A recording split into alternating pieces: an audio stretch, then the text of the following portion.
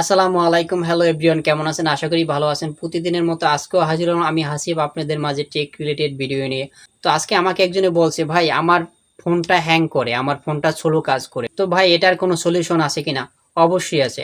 আমরা যারা phone use করি অনেকেই জানে না, বা অনেকেই আমরা যে অ্যাপসগুলো আমরা ইনস্টল করি সেগুলো আবার কিন্তু আমাদের অপ্রয়োজনে কিন্তু আমরা আবার আনইনস্টল করে দেই। তো অনেকেই জানে না যে আমরা যে অ্যাপসগুলো ইনস্টল করি ওগুলো আমরা যখন আনইনস্টল দেই তখন কিন্তু ওই অরিজিনাল ভাবে আপনার ফোন থেকে অ্যাপস আনইনস্টল হয় না, যার কারণে আপনার ফোন হ্যাং করে বা আপনার ফোন গরম হয়ে যায়। তো চলুন আমি দেখিয়ে দিচ্ছি কিভাবে আপনারা অরিজিনাল ভাবে আপনারা ফোন থেকে অ্যাপস রিমুভ করবেন অ্যান্ড আপনার ফোন আর কোনো সময় হ্যাং করবে না।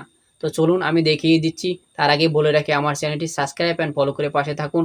এরকম ইম্পর্টেন্ট ভিডিও আসবে যেটা আপনার অনেক কাজে দিবে। তো চলুন, লেটস গো। তো আমি দুটো জিনিস দেখিয়ে দেবো। প্রথমে আপনারা সেটিংসে চলে যাবেন। সেটিংসে চলে যাওয়ার পরে অ্যাপস ম্যানেজমেন্টে চলে যাবেন।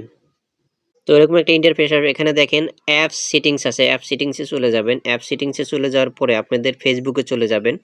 ফেসবুকের উপর ক্লিক করে দেবেন। ক্লিক করে দেওয়ার পর দেখেন স্টোরিজ লেখা আছে, স্টোরিজের ভিতরে ঢুকে যাব। এখানে আপনারা দুটো অপশন আছে, নিচের দিকে দেখেন ক্লিয়ার স্টোরিজ, একে দুটোই আপনারা ক্লিয়ার করে দিবেন দুটোর উপর চাপ দিয়ে।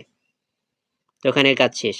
বন্ধুগণ, আপনারা যদি ফেসবুক, মেসেঞ্জার, ইউটিউব, ইনস্টাগ্রাম যত বড় বড় অ্যাপসগুলো আছে যেগুলো আপনারা মেগাবাইট বেশি খায়, সেগুলো যদি আপনারা প্রতিনিয়ত যদি সপ্তাহে বা মাসের ভিতরে এরকম করে দেন তাহলে কিন্তু আপনার ফোন আর হ্যাং করবে না, আপনার ফোন কিছুটা হলেও ফাস্ট চলবে।